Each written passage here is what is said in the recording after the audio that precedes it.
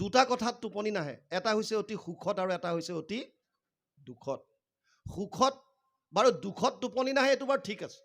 সুখত কিয় টোপনি নাহে? একোডাল নাই। সুখত মানুহে ভাল বুলি কওক কাৰণে ভক্তি কৰিছে আৰু ঐশ্বৰ্য বিচাৰিছে, ধন টকা পইচা, আৰু কোনোবাই প্ৰতিমাত পূজন কৰিছে। প্ৰতিমাত পূজন কৰিলেও আপোনালোকে যদি কৃষ্ণক মানিছে, আপোনালোকে নিন্দা নকৰিব, এইটো প্ৰাকৃত ভকত বুলি কৈছে, তল ক্লাছৰ। পদে কৈছে বিষয়ত কৰি আশ যশ বা ঐশ্বৰ্য চাৱে প্ৰতিমাত মোহক পূজয়, তিনিও প্ৰকাৰে এইটো ৰাজস ভকতি মাত্ৰ তজুৱাকে কহিলো নিশ্চয়। কিছুমানে ভক্তি কৰিছে বিষয়ত আশা কৰি। বিষয়নো কি? আমাৰ 5টা জ্ঞানেন্দ্ৰিয় আছে, শ্ৰোত্ৰ, নেত্ৰ, জিহ্বা, ঘ্ৰাণ আৰু চৰ্ম। 5টা জ্ঞানেন্দ্ৰিয়ৰ 5টা বিষয় আছে, ৰূপ, ৰস, গন্ধ, স্পৰ্শ আৰু শব্দ। মানুহে যিমান কৰ্ম কৰিছে এই 5টা বিষয়ৰ লাভ কৰিবৰ কাৰণে কৰি আছে। ভগৱানৰ ওচৰতো প্ৰাৰ্থনা কৰে বিভিন্ন বিষয়, কেৱল ভোগবাদৰ কাৰণে। চাওক, বৰ জানিবলগীয়া কথা, পৃথিৱীত 800 কোটিৰ ওপৰত মানুহ আছে বৰ্তমান, কাৰো লগত কাৰো মিল নাই, আনকি আমাৰ ফিংগাৰ প্ৰিণ্টছো নিমিলে, আঙুলিৰ ছাপ এয়াও কাৰো লগত কাৰো নিমিলে। ইমান বৈষম্যতাৰে ভৰা এখন সংসাৰত এটা বস্তুৰ কিন্তু মিল আছে, সেইটো হৈছে আমাক সকলোকে আনন্দ লাগে। আনন্দ লাগে, সকলোৱে আনন্দ বিচাৰে। ৰজায়ো বিচাৰিছে, প্ৰজায়ো বিচাৰিছে, ধনীজনেও বিচাৰিছে, ভিক্ষাৰীজনেও বিচাৰিছে, চোৰকো লাগে, পুলিচকো লাগে, উগ্ৰবাদীকো লাগে, আৰ্মিকো লাগে। যিকোনো সম্প্ৰদায়ৰ মানুহক কওক, মুছলমান কওক, খ্ৰীষ্টিয়ান কওক, শিখ কওক, আস্তিক কওক, নাস্তিক কওক, চবেই এটা বস্তু বিচাৰিছে, যিমান জীৱ আছে সেইটো হৈছে আনন্দ। আমি যিমান ৰাতিপুৱাৰ পৰা ৰাতিলৈকে কৰ্ম কৰিছোঁ, প্ৰত্যেকটো কৰ্মৰ মূল লক্ষ্য হৈছে আনন্দ প্ৰাপ্তি। আপুনি যদি বহি আছে কিয়? আনন্দ লাগে। যদি ক'ৰবালৈ গৈছে কিয়? আনন্দ লাগে। ইনডাইৰেক্টলি সেই সময়ত হয়তো আপুনি উপলব্ধি কৰা নাই, কিন্তু আচলতে আপুনি আনন্দ বিচাৰিয়ে কামবিলাক কৰি আছে। প্ৰথম কথা, কিয় আমি আনন্দ বিচাৰিছোঁ? কাৰণ আমি পৰম আনন্দৰ অংশ, চব মূললৈ যাব বিচাৰিছোঁ। মামে বংশ জীৱলোকে জীৱভূত সনাতন, ৫ম অধ্যায় ৭ নম্বৰ শ্লোক গীতা। অৰ্জুনক কৈছে, হে অৰ্জুন, যিমান জীৱ আছে চব মোৰ অংশ। ভগৱান কোন? বেদত কৈছে, তৈত্তৰীয় উপনিষদ, ৰসো বৈশহ, সেইজন আনন্দ স্বৰূপ। কৃষ্ণ শব্দৰ অৰ্থ মহাভাৰতৰ উদ্যোগত লিখিছে, কৃষি ভূবাচক শব্দ ন চ নিবৃত্তি বাচক দ্বৈৰ একাত পৰম ব্ৰহ্ম কৃষ্ণ ইতি অভিধীয়তে।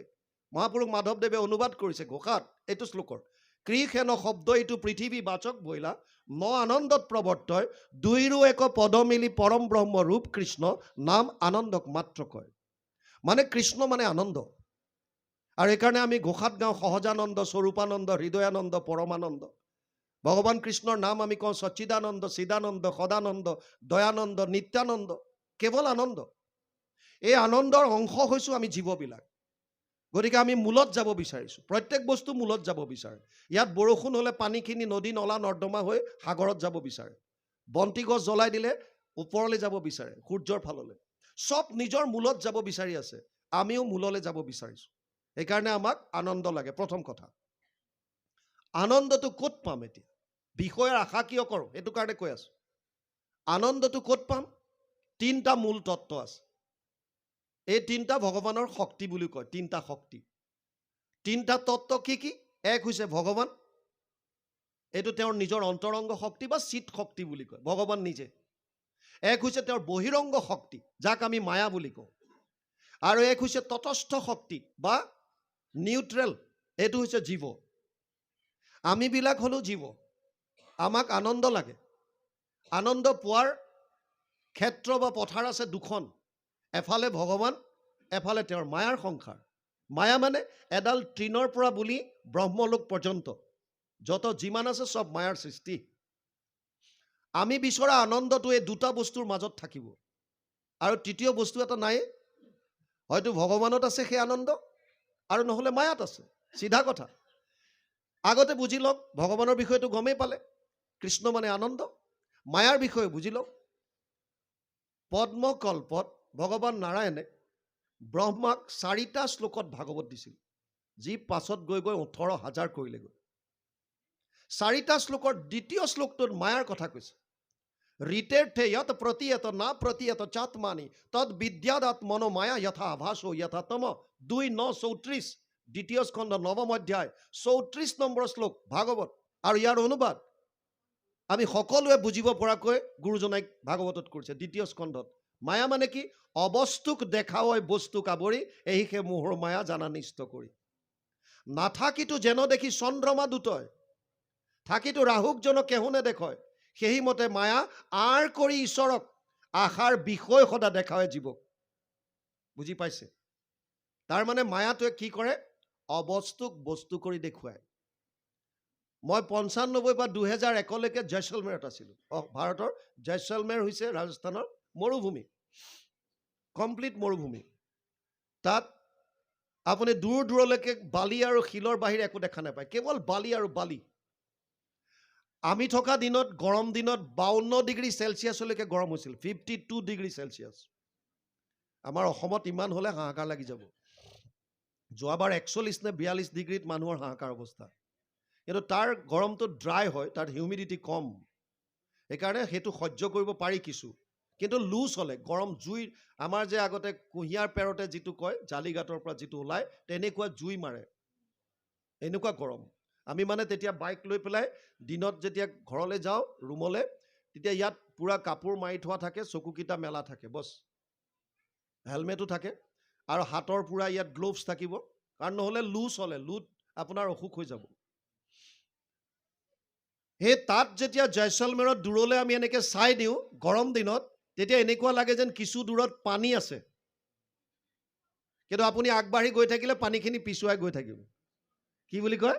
মৰিচিকা। বাপজনে সুন্দৰ কৈছে, মৰিচিকা। আলকতৰা দিয়া ৰাস্তাত ইয়াতো দেখিব, চিধা ৰাস্তাত গৰম দিনত যদি আলকতৰাৰ পৰা আপোনাৰ এনেকুৱা লাগিব যেন কিছু দূৰত পানী আছে, কিন্তু আচলতে পানী নহয় সেয়া। মায়া বস্তুটো তেনেকুৱা। মায়াই আপোনাক নথকা বস্তু এটাত সুখ থকাটো নিচিনা দেখুৱাব।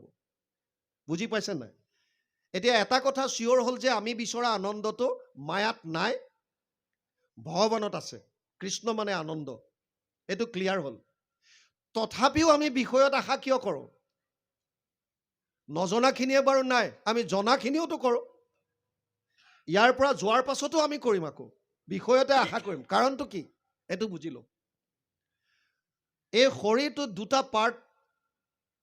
এটা হৈছে শৰীৰ, যিটো স্থূল শৰীৰ, আমি যিটো ভৌতিক শৰীৰ বুলি কওঁ, যিটো জ্বৰ। আৰু ইয়াত যিটোৱে চৈতন্য কৰি ৰাখিছে আত্মা, আত্মাৰ লগত পৰমাত্মা থাকে। এই শৰীৰটোৰ 24 তত্ত্বৰ দ্বাৰা সৃষ্টিত মন আৰু বুদ্ধিও দুটা তত্ত্ব আছে ইয়াত। এই 24 তত্ত্ব ক'ৰ পৰা আহিছে? মায়াৰ পৰা, 3টা গুণৰ পৰা। 3টা গুণৰ পৰা মহত্তত্ব, তাৰ পৰা অহংকাৰ, তাৰপিছত পঞ্চভূত, 5 তন্মাত্ৰা, 5 জ্ঞানেন্দ্ৰিয়, 5 কৰ্মেন্দ্ৰিয়, এনেকৈ আহিছে। তাৰ মানে মন বুদ্ধি 2টা বস্তু ক'ৰ? মায়াৰ। আৰু আত্মা ক'ৰ? ভগৱানৰ অংশ। মামে বংশ জীৱলোকে জীৱভূত সনাতন। আৰু ভগৱানে কৈছে অহম আত্মা গুদাকেশ সৰ্বভূতাশ্ৰয় স্থিত অহম আদিচ্য মধ্যমচ ভূতানাম অন্ত এবচ। 10ম অধ্যায় 20 নম্বৰ শ্লোক গীতা। হে অৰ্জুন, ময়ে আত্মা। আদিত মই আছিলোঁ, ময়ে মধ্যত থাকিম আৰু ময়ে শেষত থাকিম, মোৰ বাহিৰে কোনো নাই। এতিয়া ডাঙৰ কথা হৈছে, চব বস্তু মূলত যাব বিচাৰে। ভালকে বুজি লওক। মন বুদ্ধি যিহেতুকে মায়াৰ বস্তু, গতিকে মনটোৱে সদায় আপোনাক বিষয়ৰ বা মায়াৰ ফাললৈ টানি আছে।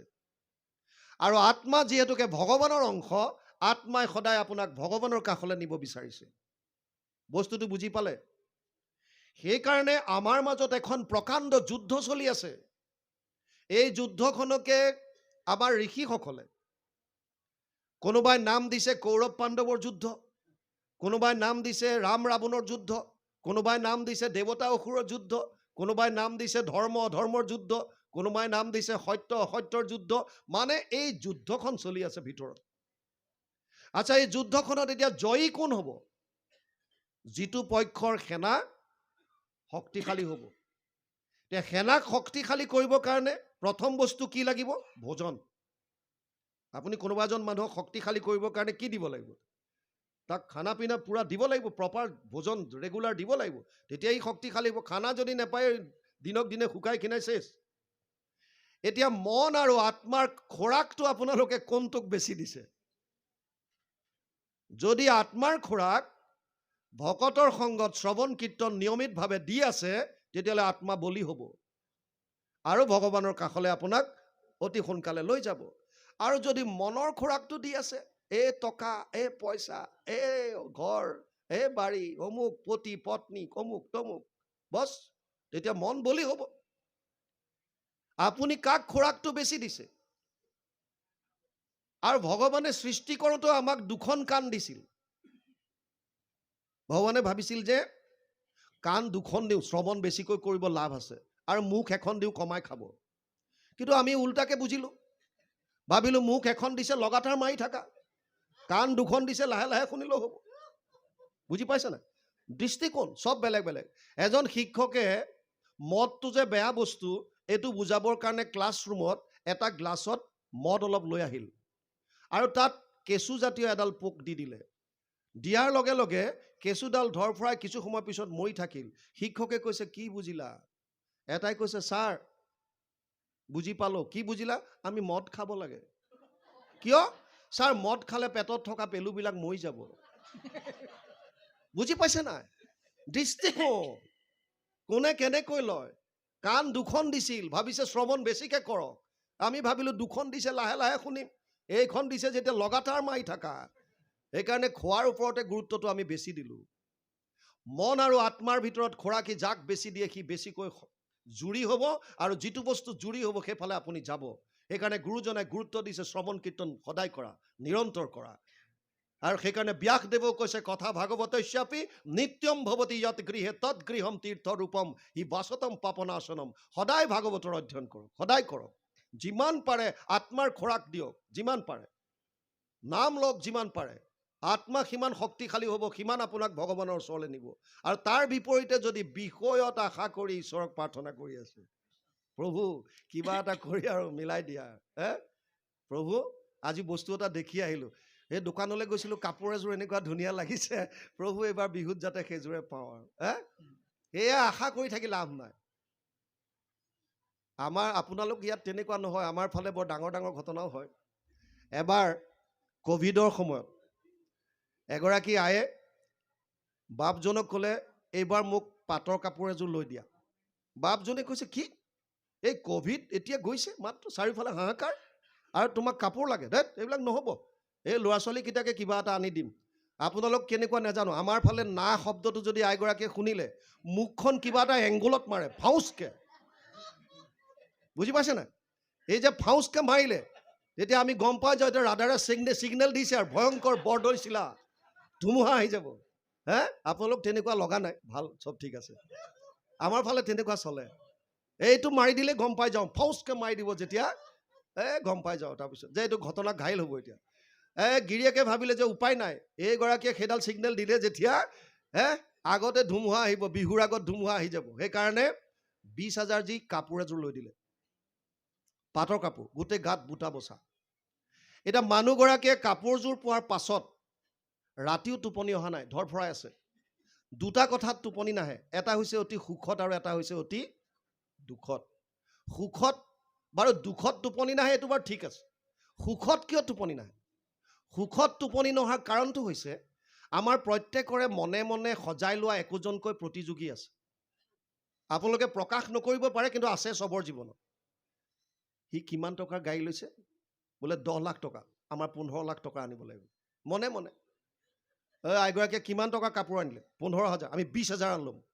বুজি পাইছে নাই? মনে মনে কম্পিটিশ্যন চলি থাকে। তই কিমান নম্বৰ পালি পৰীক্ষাত? অংকৰ পৰীক্ষাত 80, আৰু অমুকৰ ছোৱালীয়ে কিমান পালে? তাই 85 পালে। 5 নম্বৰ। কি কৰি আছিলি? দিলে থৰচৰ। কিয়? কম্পিটিশ্যন, চব মনে মনে।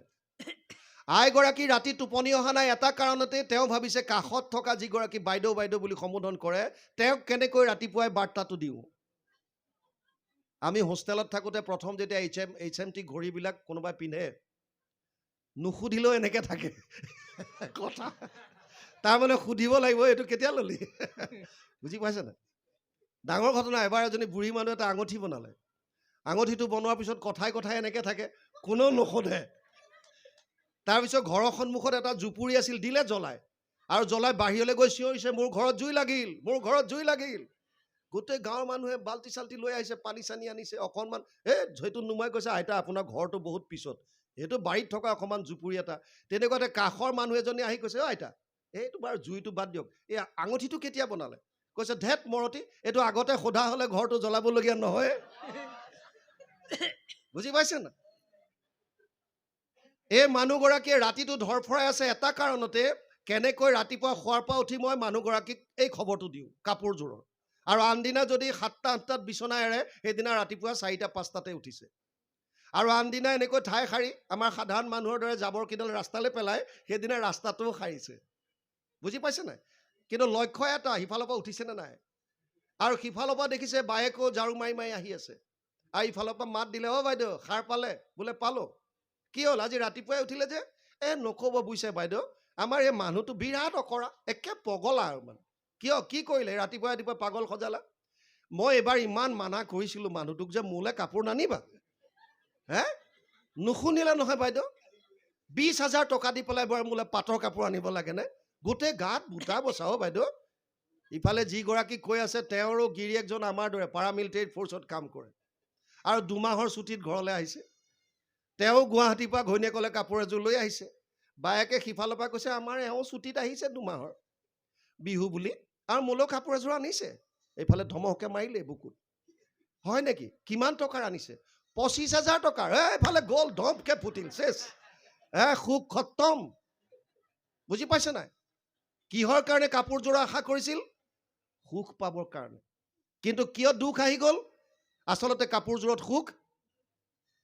এই যে বিষয়ত আশা কৰি ভক্তি আমি কৰিছোঁ, কিহৰ কাৰণে? সুখ পাম বুলি। কিন্তু আচলতে কাপোৰযোৰত সুখ নাছিল। সুখৰ দুখৰ জানা মনেহে কাৰণ, মনৰ সংস্কাৰে আচৰয় কৰ্মগণ। আপোনাৰ মোৰ সুখ বুলি ভাবি য'ত ত'ত ঘূৰি ফুৰিছোঁ। মই মোৰ পত্নীৰ মাজত সুখ বিচাৰি ফুৰিছোঁ, পত্নীয়ে উল্টাই মোৰ পৰা বিচাৰিছে। মই মোৰ ল'ৰাৰ পৰা সুখ বিচাৰিছোঁ, ল'ৰাই আকৌ বেলেগত বিচাৰিছে। মই ছোৱালীৰ পৰা বিচাৰিছোঁ, ছোৱালী আকৌ ক'ৰবাত বেলেগত বিচাৰিছে। নিজৰে সুখ নাই, আপোনাক ক'ৰ পৰা দিব? আৰু যদি কোনোবাই অলপ সময়ৰ কাৰণে দিছেও, সি খন্তেকীয়া। আনন্দ কেৱল আৰু কেৱল কৃষ্ণত আছে। সেইকাৰণে অৰ্জুনক কৈছে, সৰ্বধৰ্মান পৰিত্যাজ্য মাম একম শৰণম ব্ৰজ, অহম ত্ব সৰ্ব পাপেভ্যো মোক্ষয়িষ্যামি মা শুচ। 8শ অধ্যায় 66 নম্বৰ শ্লোক। চব বাদ দি কেৱল মোৰ ওচৰত আহ। কেৱল মোৰ ওচৰত। যদি আনন্দ লাগে কেৱল কৃষ্ণ, তাৰ বাহিৰে গতি নাই। এতিয়া ইয়াত ৰাজসিক ভক্তিৰ প্ৰথমটো কৈছে বিষয়ত কৰি আশা, আৰু কি? যশ বা ঐশ্বৰ্য চাৱে। যশ, মোক মানুহে ভাল বুলি কওক। বুজি পাইছে নাই? ভাল বুলি কওক, সেইকাৰণে ভক্তি কৰিছে, মানুহক দেখুৱাবৰ কাৰণে। ভিতৰত একোডাল নাই। মানুহে ভাল বুলি কওক কাৰণে ভক্তি কৰিছে, আৰু ঐশ্বৰ্য বিচাৰিছে, ধন টকা পইচা, আৰু কোনোবাই প্ৰতিমাত পূজন কৰিছে। প্ৰতিমাত পূজন কৰিলেও আপোনালোকে যদি কৃষ্ণক মানিছে, আপোনালোকে নিন্দা নকৰিব। এইটো প্ৰাকৃত ভকত বুলি কৈছে, তল ক্লাছৰ। কিয়? যেনেকৈ সৰু ল'ৰা ছোৱালীক ক বুলি ক'লে কমলা বা কল বুলি এটা দেখুৱাই দিয়ে। বুজি পাইছে নাই? খ মানে খৰাহী এটা দেখুৱাই দিলে, তাৰ মানে কি? ডাঙৰ হ'লে তেওঁলোকে ক মানে কল বুলি বুজিব নেকি? নহয়, এইটো সৰুতে প্ৰাকৃত ভকত, তল শ্ৰেণীৰ ভকত হৈ আছে। আহিব বিচাৰিছে কৃষ্ণৰ ওচৰলৈ। কৃষ্ণৰ ৰূপটো আখৰৰ দ্বাৰা ধ্যানত আনিব পৰা নাই। ধ্যান বৰ্ণনত গাই আছে, কিন্তু পৰা নাই। তেওঁলোকক এটা লাগে পিকচাৰ এখন, হ'লেও কৃষ্ণৰ ওচৰলৈ যাব বিচাৰিছে। গতিকে কৈছে নিন্দা নকৰিবা। তেওঁলোক প্ৰাকৃত ভকত, সময়ত তেওঁলোক নিজে নিজে ওপৰলৈ আহিব। বুজি পাইছেনে? এই ধৰণৰ ভক্তিক কৈছে ৰাজসিক ভক্তি। তাৰ পাছত কৈছে, পাপ মোৰ হওক নাশ, ভগৱন্ত হওক প্ৰীতি, নুহি অৱশ্যকে বিধি মানি। সাত্বিক ভক্তি। সাত্বিক ভক্তিৰ একেবাৰে নিকৃষ্টতম হৈছে পাপ মোৰ হওক নাশ। ভক্তি কৰিছোঁ আমি, এইটো সাত্বিক ভক্তি, উত্তম ভক্তি। কিন্তু আমি কি বুলি কওঁ? মোৰ সম পাপী লোক নাহিকেই তিনি লোক, তুমি সম নাহি পাপ হাৰি, ইজানি গোবিন্দ মোক যেনা জোৱাই কৰিও ক, তোৱা পাৱে কৰহো গোহাৰি। মানে মোৰ পাপবিলাক নাশ কৰা। এইটো সাত্বিক ভক্তিৰ নিকৃষ্টতম। আৰু দ্বিতীয়টো হৈছে ভগৱন্ত হওক প্ৰীতি, ভগৱানে ভাল পাওক। অতি উত্তম উদ্দেশ্য, ভগৱানে মোক ভাল পাওক, সেইকাৰণে মই কৰিছোঁ। ঈশ্বৰ ভক্তি কৰিছোঁ কিয়? ভগৱানে মোক ভাল পাওক। আটাইতকৈ উত্তমটো সাত্বিকৰ হৈছে নুহি অৱশ্যকে বিধি মানি।